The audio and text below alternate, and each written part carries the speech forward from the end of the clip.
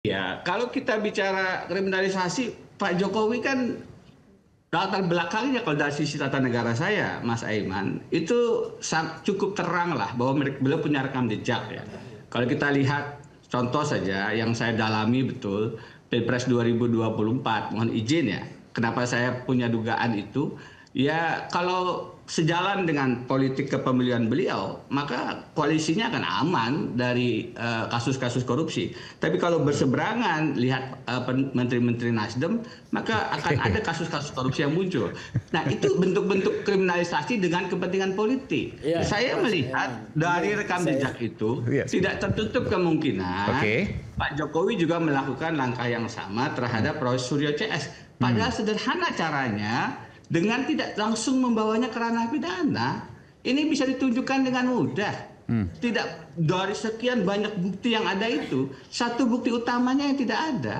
Ijazah aslinya mana? Dengan kepentingan politik. Saya melihat dari rekam jejak itu tidak tertutup kemungkinan Pak Jokowi juga melakukan langkah yang sama terhadap Prof. Suryo CS. Padahal sederhana caranya, dengan tidak langsung membawanya ke ranah pidana, ini bisa ditunjukkan dengan mudah. Tidak dari sekian banyak bukti yang ada itu, satu bukti utamanya yang tidak ada. Ijazah aslinya mana? Gimana Okezoners? Seru kan episode Rakyat Bersuara kali ini? Sebelum lanjut nonton, jangan lupa like, komen, dan subscribe. Kalau udah, yuk kita lanjut nonton lagi. Selamat malam, Aiman. Jam 12 malam di sana ya? Jam 12 malam. Oke, luar biasa. Yang ingin saya tanyakan sebentar saja mungkin, Prof. Denny, kenapa Anda tiba-tiba masuk dalam pusaran arus kuat ini? Ya, Anda menjadi pengacara, bukan udah resmi ya? Tim kuasa hukum, pengacara atau apa ini?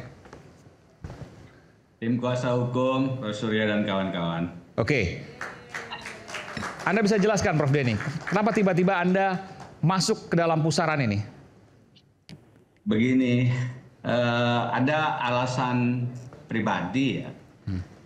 Bagi saya tidak sulit untuk melihat karakter kriminalisasi dan intimidasi dari satu perkara pidana akhir-akhir ini. Baik. Saya sendiri mengalami itu. Hampir 11 tahun menjadi tersangka. Dan biasanya itu berkaitan dengan atau beririsan dengan advokasi berhadapan-hadapan dengan kekuasaan. Jadi ada panggilan pribadilah untuk kemudian mengadvokasi isu ini. Yang kedua, isu ini menurut saya sudah terlalu lama, sudah banyak memakan korban, sudah ada yang masuk penjara, dan saya ingin memberi perspektif yang berbeda kepada publik. Di samping persoalan isu hukum pidana yang pasti tidak bisa dikesampingkan, ada sisi hukum tata negara yang saya geluti, bagaimana politik hukum pemidanaan seharusnya juga tidak prosedural gitu. Jadi kalau kemudian kita hanya berkutat kepada pentersangkaan, penahanan, dua alat bukti, itu seolah-olah kita melihat politik hukum pidana kita baik-baik saja. Padahal kalau terkait dengan kepolisian misalnya, hari ini kita dihadirkan dengan politik presiden yang membentuk tim percepatan reformasi kepolisian, yang dengan kasat mata, dengan terang benderang menunjukkan bahwa Presiden Republik Indonesia mengamini kerisauan publik ada masalah dengan kepolisian kita. Logikanya adalah jika di kepolisian dari sisi lembaga kepresidenan saja ada masalah, bagaimana kita bisa meletakkan kasus ini hanya dari sisi pidana saja? Tidak cukup. Karena itu saya ingin menarik dia satu langkah lebih awal bahwa memang ada persoalan yang lebih mendasar terkait dengan kasus ijazah, dugaan ijazah palsu Pak Jokowi ini. Bagaimana harusnya kita memasukkan juga perspektif hukum tata negara. Seharusnya kepolisian diberikan ruang yang seluas mungkin untuk independen. Seharusnya di luar proses pengadilan masih ada sisi non pemidanaan yang harus dikedepankan. Tadi ditanyakan, apakah proses ini harus melalui hakim, melalui persidangan. Tidak. Siapa mengatakan harus melalui hakim, melalui persidangan? Pak Jokowi bisa dengan inisiasinya menunjukkan ijazah asli kepada khalayak, kepada publik, dan kalau itu kemudian dilihat semua, ditunjukkan kepada ahlinya, dan bisa dinilai bersama-sama, Bung Roy Suryo dan kawan-kawan juga bisa melihat aslinya, maka bisa selesai di luar pengadilan. Tentu ada mediatornya, tentu ada pihak-pihak yang bisa memverifikasinya. Tapi persoalannya kan ketika ini tidak dilakukan. Oke, Prof, begini Prof. Ya, saya ingin tanya tadi saya tertarik dengan kata-kata yang Anda sampaikan. Ada dugaan kriminalisasi dalam kasus Roy Suryo. Kalau tidak salah saya mendengarkan itu dari Anda, betul? Betul.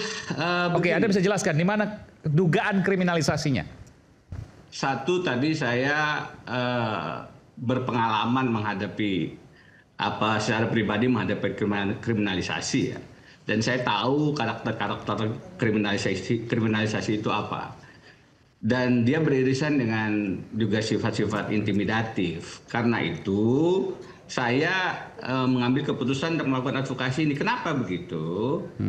Karena seharusnya kalau ingin tidak melakukan pendekatan pidana, Pak Jokowi bisa dengan mudah kok menunjukkan ijazah aslinya. Kenapa sih harus disembunyikan? Kenapa harus ditutupi?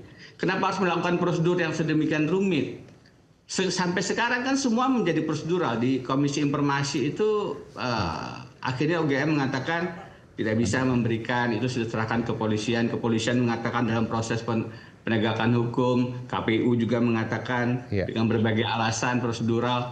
Semuanya kan akhirnya berlindung di alasan prosedural. Padahal ini saya udah nunggu nganggur nih. boleh saya teruskan, Pak? Iya, nanti sebentar, Pak Bang Sugeng. Terus saya ini mau menyampaikan soal kriminalisasi. Bang Sugeng Teguh Santoso dari Indonesia Police Watch. Tapi saya beri kesempatan pada Prof Denny dulu. Silakan Prof Denny, selesaikan. Iya, kalau kita bicara kriminalisasi, Pak Jokowi kan latar belakangnya kalau dari sisi tata negara saya, Mas Aiman, itu cukup terang lah bahwa beliau punya rekam jejak ya. Kalau kita lihat contoh saja yang saya dalami betul, Pilpres 2024, mohon izin ya, kenapa saya punya dugaan itu, ya kalau sejalan dengan politik kepemilian beliau, maka koalisinya akan aman dari kasus-kasus korupsi. Tapi kalau berseberangan, lihat menteri-menteri Nasdem, maka akan ada kasus-kasus korupsi yang muncul. Nah, itu bentuk-bentuk kriminalisasi dengan kepentingan politik. Saya melihat dari rekam jejak itu tidak tertutup kemungkinan Pak Jokowi juga melakukan langkah yang sama terhadap Roy Suryo CS.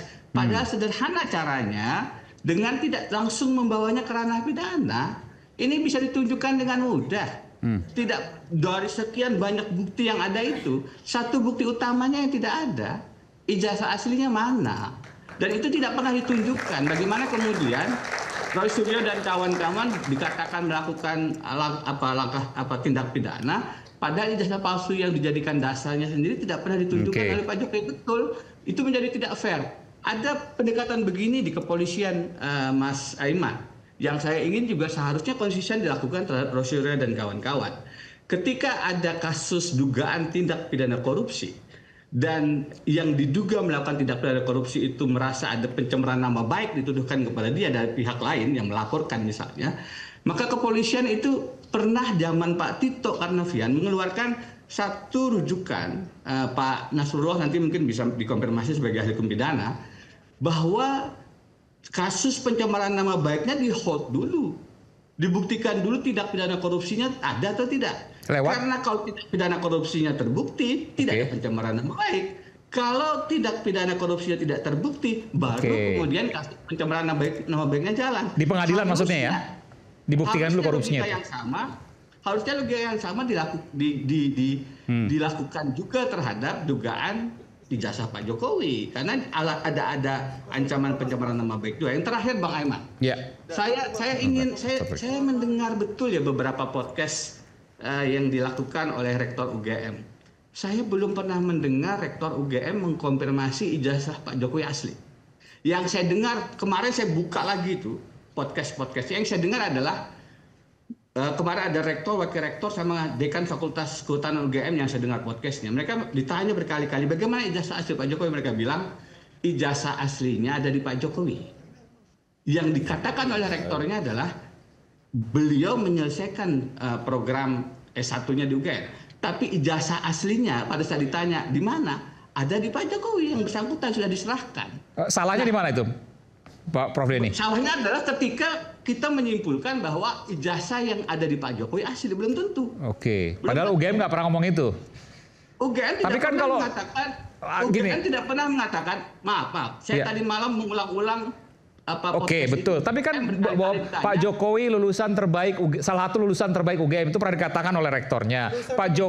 Lulusan membanggakan UGM. Pak Jokowi lulus sampai selesai di UGM kan asumsinya punya ijazah. Benar, itu asli. Narasi asli aja kali yang belum ada. Boleh saya selesaikan ini? Silakan. Berkali-kali tadi kita mengatakan, UGM mengatakan ijazah Pak Jokowi asli. Tidak pernah. Kalimatnya adalah Pak Jokowi dengan data-data yang di UGM itu menyelesaikan programnya. Tapi ketika ditanya ijazahnya asli atau tidak, rektor kemarin mengatakan ijazahnya sudah diserahkan ke yang bersangkutan. Yang bersangkutan yang mesti menunjukkan apakah asli atau tidak. Karena begini Bang Aiman, saya pernah bertanya ke teman-teman, apakah ini yang terjadi sebenarnya? Apakah ada kemungkinan apa? Informasi yang saya dapat, dan itu tuh harus dikonfirmasi. Ini cuma contoh bahwa asumsi itu belum tentu benar. Bahwa kalaupun Pak Jokowi betul menyelesaikan programnya di Fakultas Hukum Kehutanan, tidak berarti ijazah yang beliau pegang itu asli, karena pernah hilang. Oke, nanti kita bisa bicara. Jadi ada yang mengatakan ijazahnya hilang dan beliau kemudian melakukan proses yang tidak sesuai dengan administrasi. Udah. Saya rasa terlalu panjang juga penjelasannya Bang Denny.